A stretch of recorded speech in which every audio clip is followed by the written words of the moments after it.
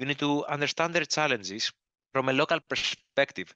You can't understand the challenge from a senior perspective because even in consulting, most organizational design projects start when they kick off and they start. You normally speak with someone who's very senior and they describe a problem from their perspective.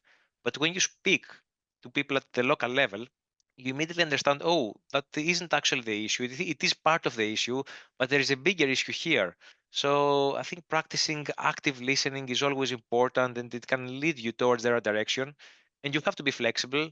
And yes, most times you will need to redesign your original design a couple of times until you get to the perfect solution. But we're talking about people here and job architecture and how their jobs, you're going to shape jobs for thousands of people in the future.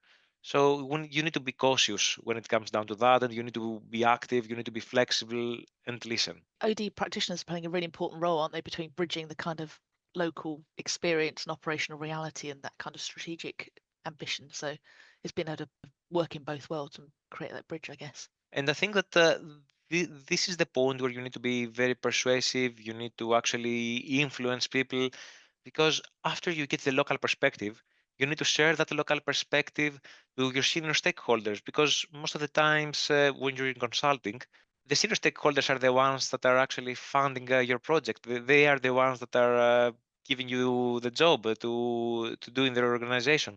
So you can't disappoint them. You still need to deliver. But when you deliver, you always need to balance it.